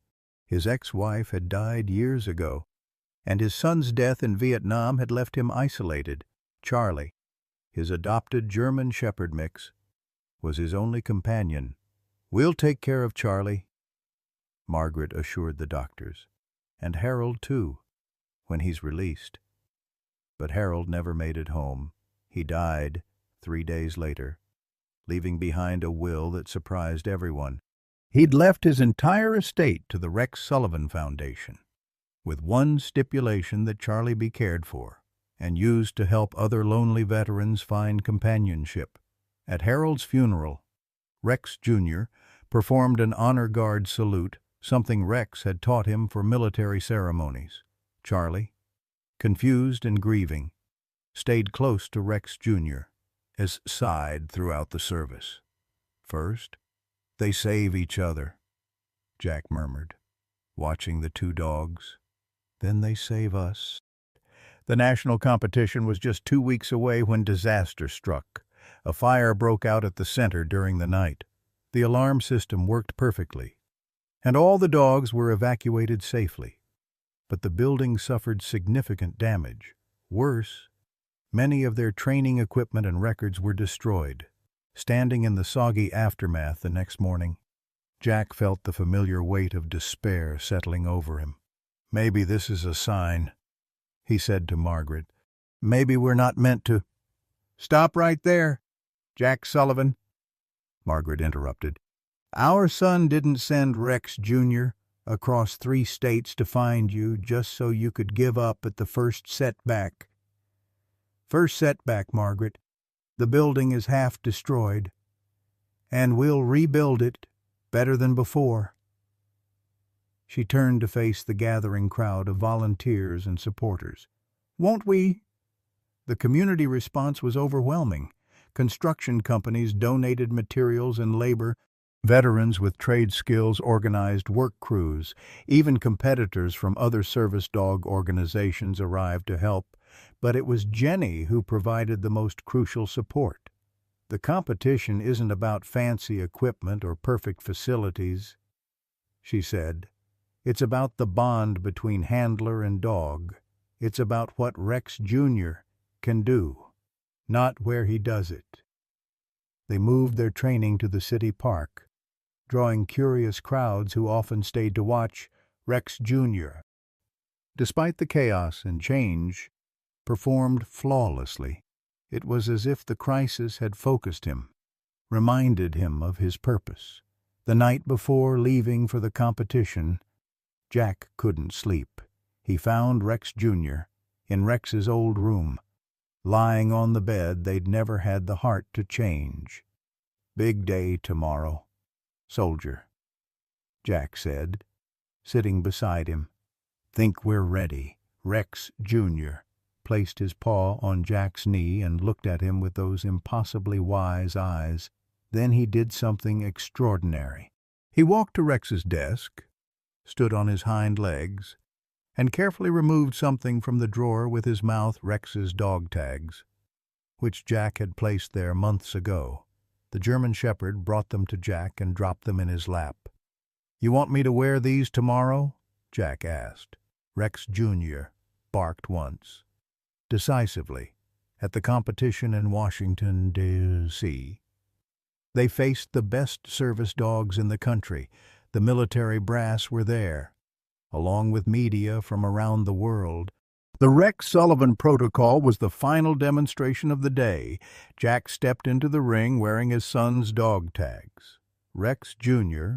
walked beside him, head high, every inch the military working dog he'd been trained to be. The demonstration began with standard commands, which Rex Jr. executed perfectly. Then came the unique elements of the Rex Sullivan Protocol, the ability to detect and respond to emotional distress. A volunteer veteran sat in a chair, acting out the signs of a PTSD episode. Rex Jr. approached slowly, reading the man's body language without any command from Jack. He positioned himself against the veteran's legs, applied gentle pressure, and began the calming sequence. Rex had developed a specific pattern of contact that helped ground people in reality. Next came the Find Home demonstration. Multiple volunteers stood in a circle, each holding an item belonging to different handlers. Rex Jr. had to identify which item belonged to Jack and bring it to him. But the judges had made it harder. The item was Jack's old police badge, something Rex Jr. had never seen before. The German Shepherd circled the volunteers once, twice. On the third pass, he stopped in front of a woman holding several items. He sniffed carefully, then selected the badge, bringing it to Jack with quiet pride. The crowd applauded. But the hardest test was yet to come. The Guardian Angel Protocol, Rex's most innovative training method. The scenario, a handler played by Jack showing signs of severe depression. Sitting alone, withdrawn, Rex Jr. had to assess the situation and take independent action to help. Jack sat in a chair at the far end of the ring, shoulders slumped, face in his hands. Rex Jr. watched for a moment, then began his approach. But instead of going directly to Jack, he first went to the judges' table, picked up a bottle of water in his mouth, and brought it to Jack. Then he retrieved a jacket from a nearby chair and draped it over Jack's shoulders. Finally, he positioned himself between Jack's legs, placed his paws on Jack's shoulders, and pulled him into an embrace. The crowd was silent. Many were crying. This wasn't just obedience. It was genuine care, the kind of intuitive understanding that couldn't be trained, only nurtured. The final test was a new addition, suggested by Jack himself. A recording of Rex's voice played over the speakers, a simple phrase, "Good boy, Rex Jr." The German Shepherd's reaction was immediate. His ears perked up, his tail began wagging, and he let out a single, joyful bark. Then he performed a perfect military salute, holding the position as the recording played again. "Good boy, Rex Jr." The judges were visibly moved. The head judge, a former Marine general, had to clear his throat before speaking. "In 30 years of military service, I've seen many working dogs. I've never seen anything like this. The Rex Sullivan Protocol is hereby approved for full implementation in all military canine programs." The crowd erupted. Rex Jr., maintaining his professional composure until released from duty, finally allowed himself to bounce with joy, licking Jack's face as cameras flashed around them. But the day's surprises weren't over. During the award ceremony, a stranger approached Jack, a middle-aged woman with kind eyes and a familiar way of moving. "Mr. Sullivan, I'm Sarah Williams. My brother was Sergeant Williams. He served with your son." Jack remembered Williams, one of the Marines who had visited after finding Rex Jr. "I work for the Defense Department now." Sarah continued, "We've been following your foundation's work. We'd like to offer you something." She handed him an official envelope. "It's a contract to train service dogs for all branches of the military. Full funding. Complete support. Your son's protocol will become the standard for military working dogs across the country." That night, in their hotel room, Jack and Margaret celebrated quietly with Rex Jr. The German Shepherd lay between them on the bed, a privilege usually reserved for special occasions. "We did it," Margaret said, running her hand through Rex Jr.'s fur. "Rex would be so proud." "He knew," Jack replied. "Somehow, he knew all of this would happen. Every piece fell exactly where he planned it." Rex Jr. lifted his head and looked at them both, then performed his newest trick, one Carlos had taught him just last week. He smiled, pulling his lips back in an expression that looked almost human. As they laughed, Jack's phone buzzed with a message from Jenny. "The fire marshal called. The fire was electrical, but they found something interesting. The fire started in the exact spot where we'd planned to build the new Rex Sullivan Memorial Wing. If we hadn't had the fire, we wouldn't have discovered the structural issues in that wall. Rebuilding it properly might have saved lives. Maybe Rex is still looking out for us." Jack showed the message to Margaret. who shook her head in amazement. "It's like he's still here, still protecting everyone." Rex Jr. yawned and stretched, then curled up between them, one paw on Jack's chest, the other on Margaret's arm, connecting them as he always did, bridging the space between them with love. Outside their hotel window, the stars were bright over Washington, D.C. Jack found himself looking for their star, the Guardian Star. There it was, steady and bright, watching over them all. "Thank you, son," he whispered, "for everything." Rex Jr. His tail thumped once against the bed, as if passing along a message from the one who sent him, and in that quiet moment, with his wife beside him and their guardian between them, Jack understood that some bonds are too strong for death to break. Love finds a way sometimes on four paws, sometimes in the most unexpected places, but always, always finds a way home. The months following the competition brought unprecedented success to the Rex Sullivan Foundation. The military contract allowed them to expand nationally, establishing training centers in 6 states. But with growth came new challenges, and it was during this time of triumph that the past suddenly crashed into their present. On a crisp November morning, Jack was reviewing architectural plans for the new Virginia facility when Rex Jr. suddenly bolted upright from his resting spot, every muscle tense. His attention was fixed on the window overlooking the parking lot. "What is it, boy?" Jack asked, walking over to look outside. A black SUV with government plates had pulled up. 2 figures emerged, one in a military uniform, the other in a dark suit. Rex Jr. began to whine, a sound Jack had rarely heard from him except in moments of extreme distress. The doorbell rang. Margaret, who had been in the kitchen with Jenny and Carlos, answered it. Jack heard official voices, then Margaret's sharp intake of breath. "Jack," she called, her voice strange. "You need to come here." In the foyer stood Colonel Mitchell Rex's commanding officer in Afghanistan and a man who introduced himself as David Harper from the State Department. "Mr. Sullivan," Harper began, "I apologize for showing up unannounced, but we have a situation that requires immediate attention. It concerns your son's final mission." Rex Jr. positioned himself between Jack and the visitors, his body language suggesting both recognition and wariness. Colonel Mitchell knelt to Rex Jr. Level. "Hello, soldier. You remember me, don't you?" The German shepherd's tail twitched slightly, not quite a wag, but an acknowledgement. "What's this about?" Jack demanded. "My son's been dead for 4 years. What possible situation could—" "Your son's death wasn't exactly what we reported," Harper interrupted.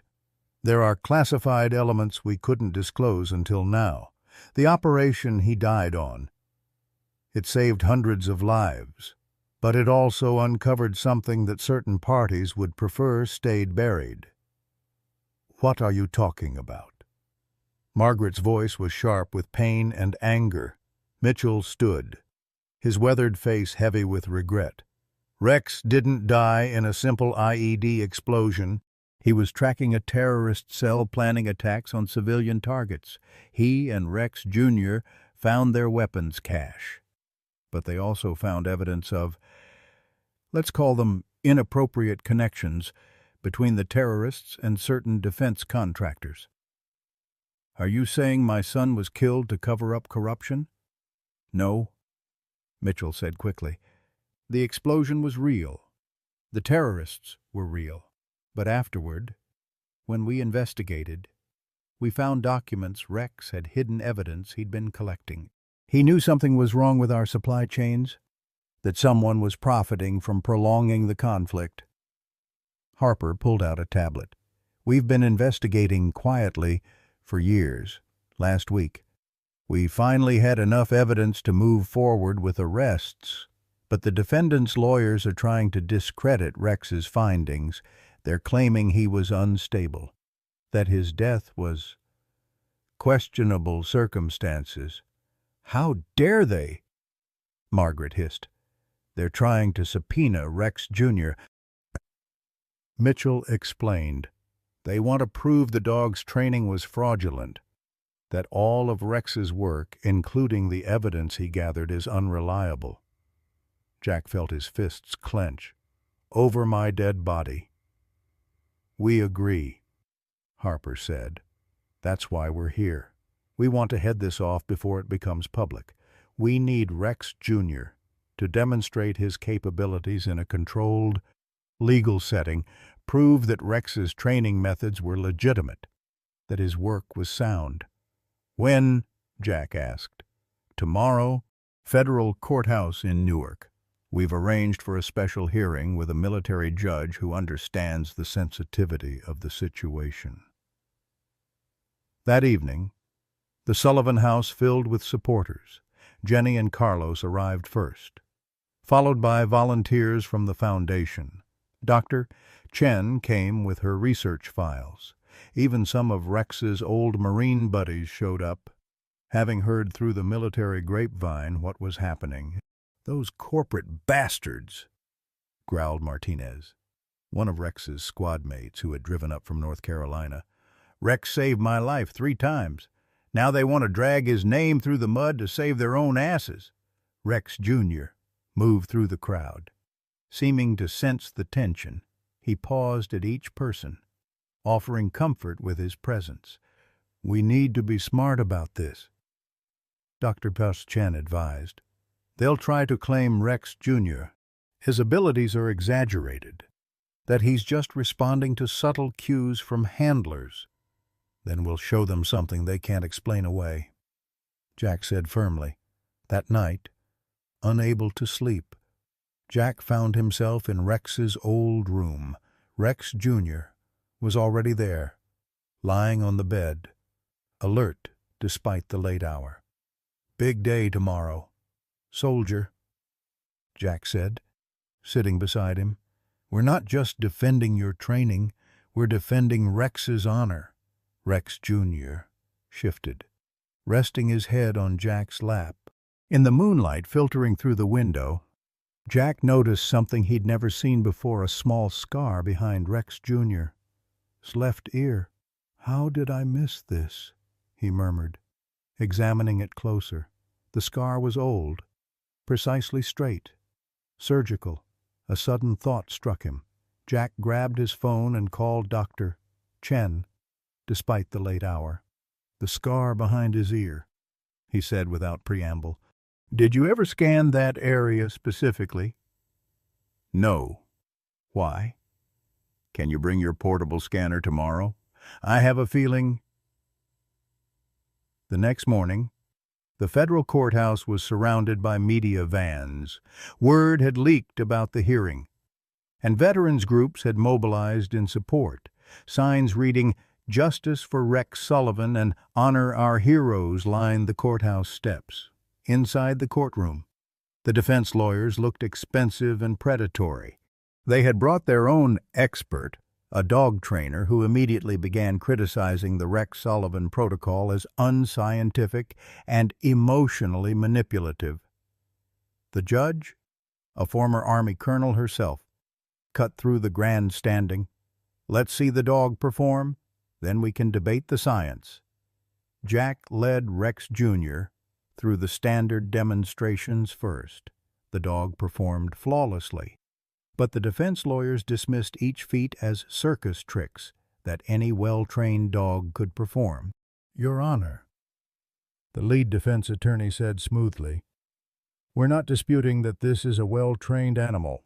We're questioning whether Sergeant Sullivan's methods were legitimate military protocols or simply elaborate conditioning designed to anthropomorphize the dog's behaviors. It was time for the real demonstration. Jack had Rex Jr. perform the complete Guardian Angel protocol, the complex series of independent decisions that had amazed the judges at the competition, but the defense expert waved it off.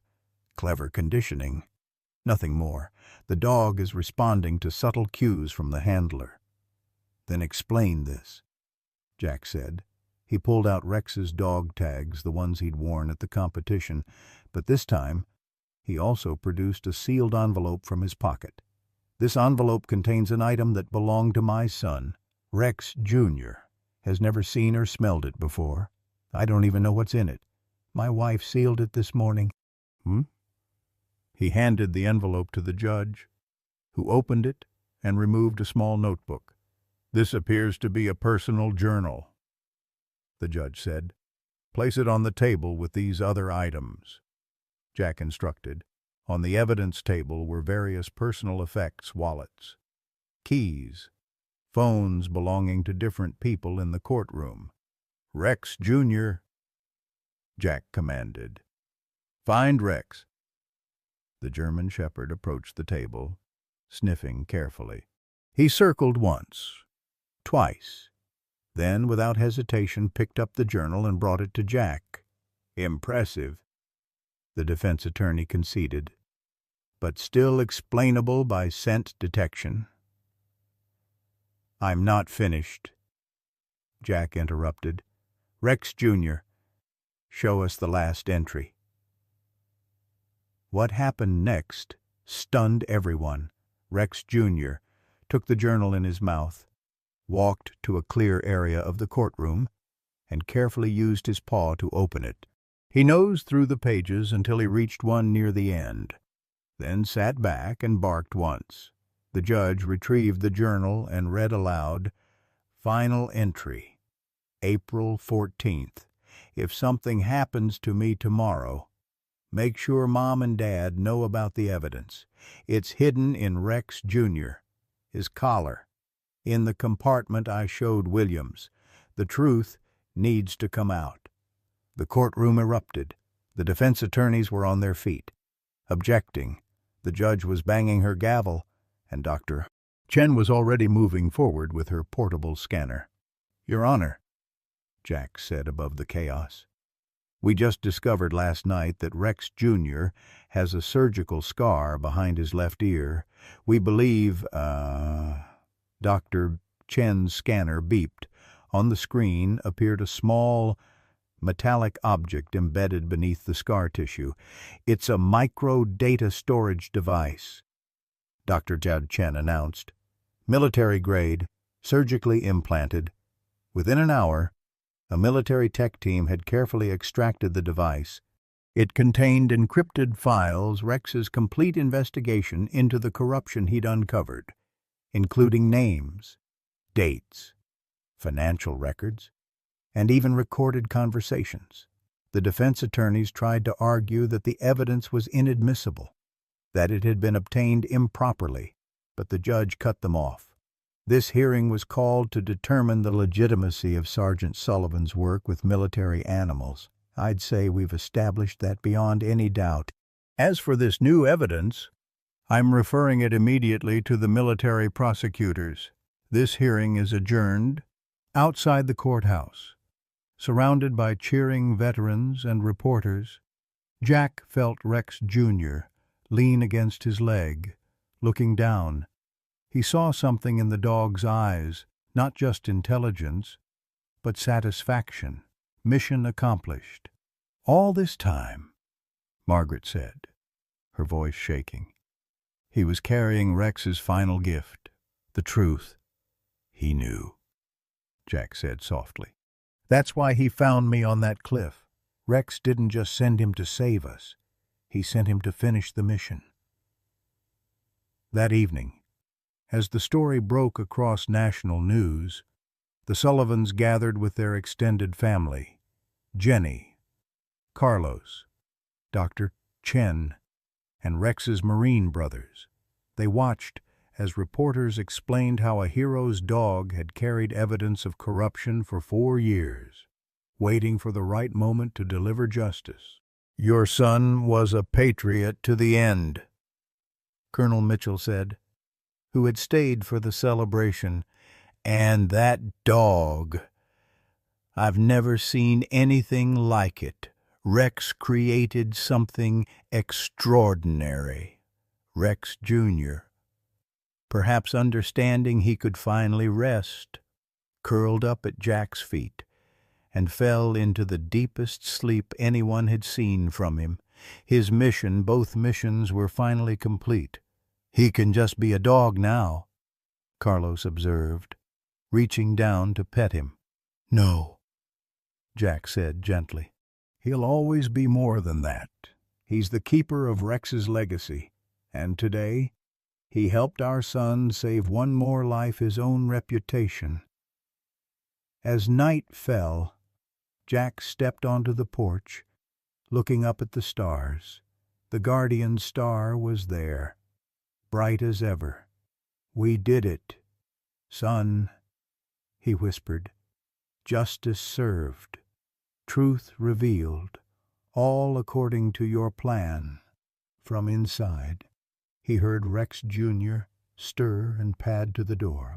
The faithful guardian took his place at Jack's side, ever watchful, ever loyal, a living bridge between earth and stars, between a father's grief and a son's eternal love.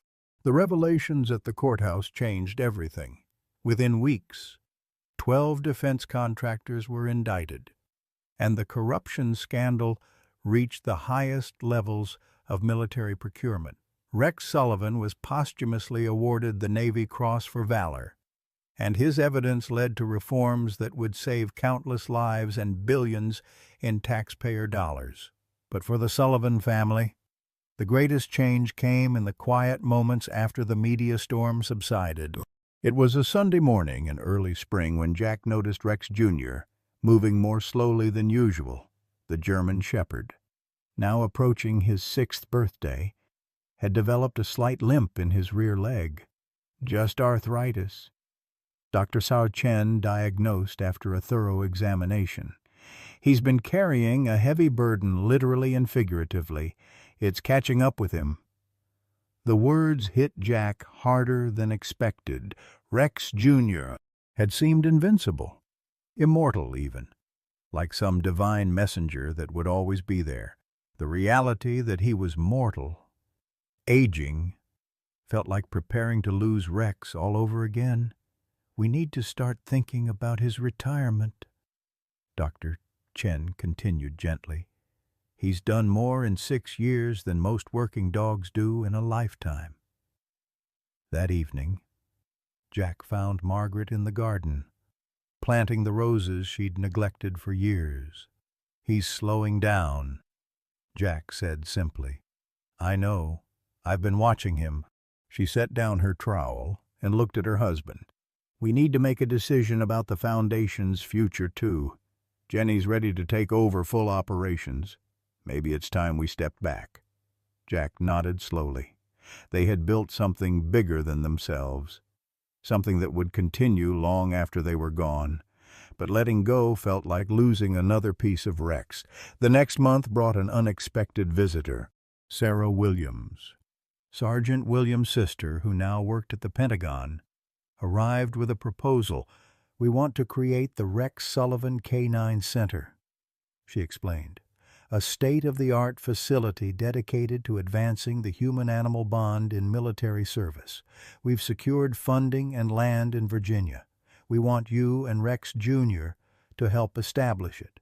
The offer meant moving, leaving the house where they'd raised Rex, where Rex Jr.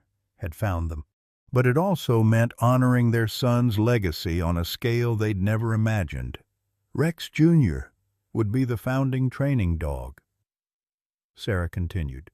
He'd live on site, help train the next generation, but in a supervisory role, no more active duty. That night, Jack sat with Rex Jr.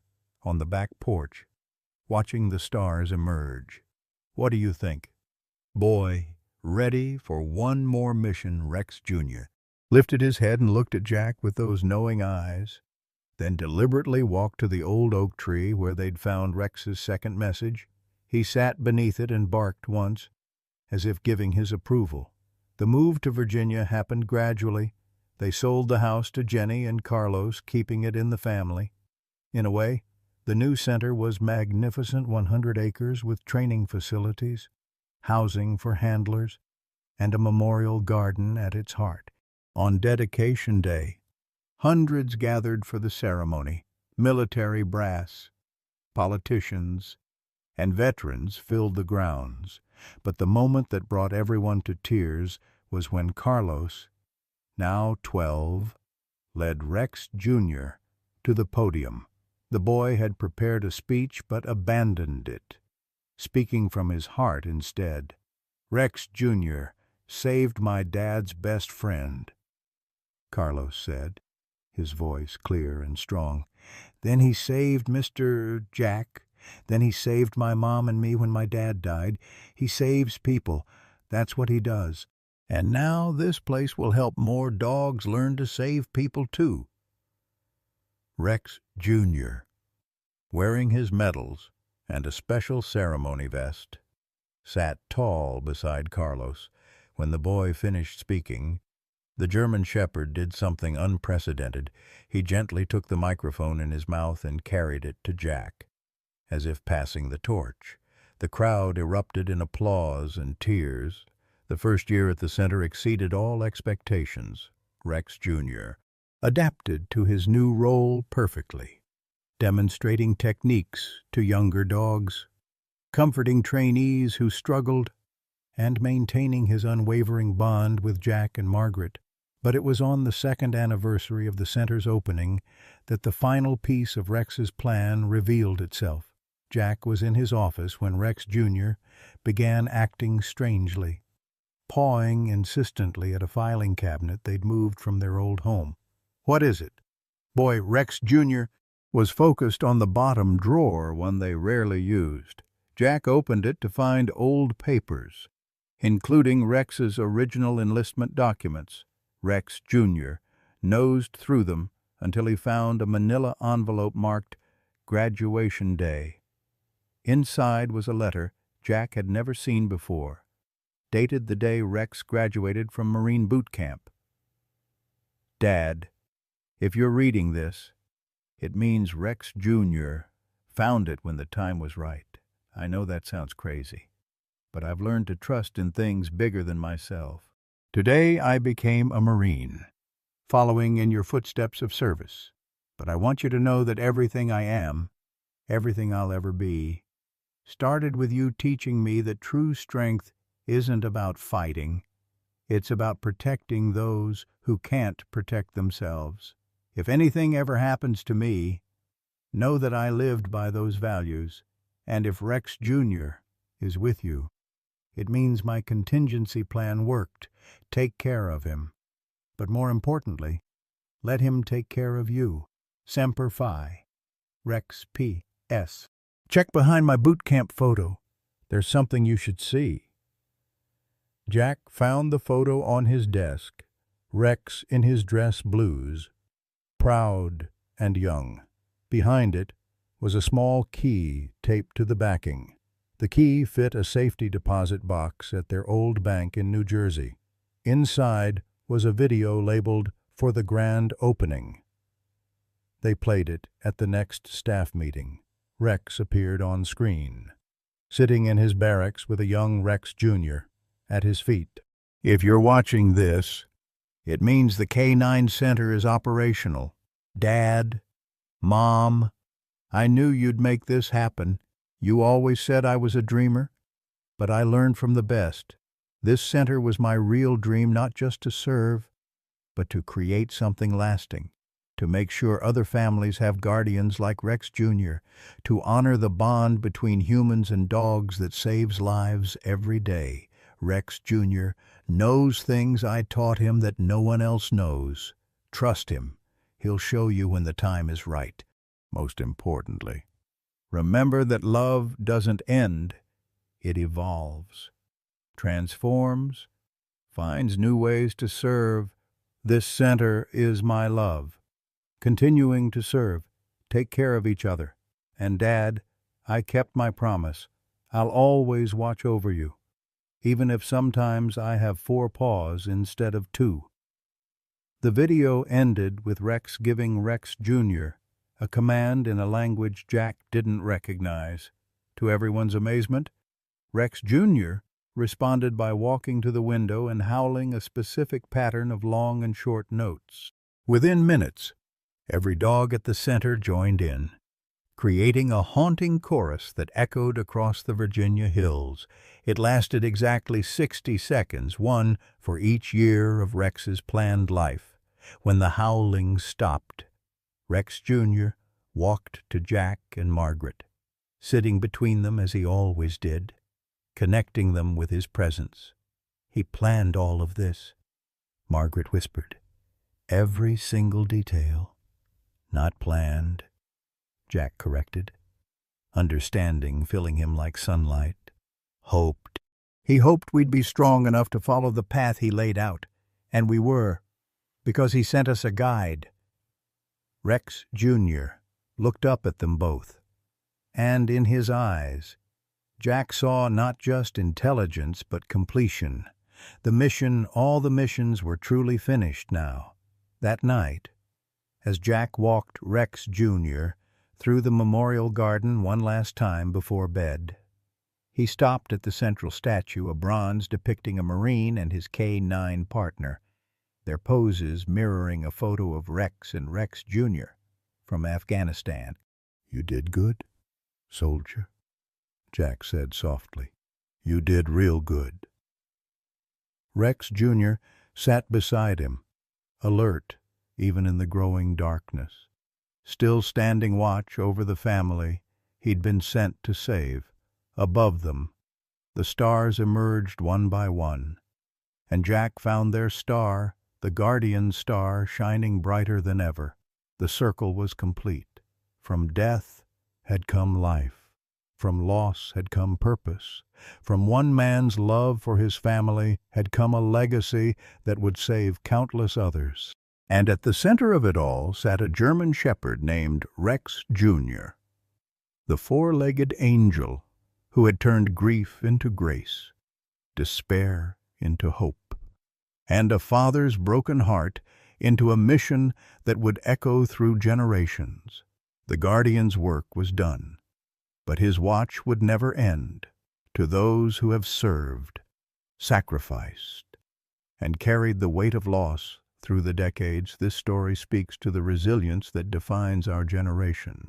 We who remember Vietnam, who've buried children, who've watched marriages tested by grief, know that sometimes survival isn't about strength, but about finding purpose when everything seems lost.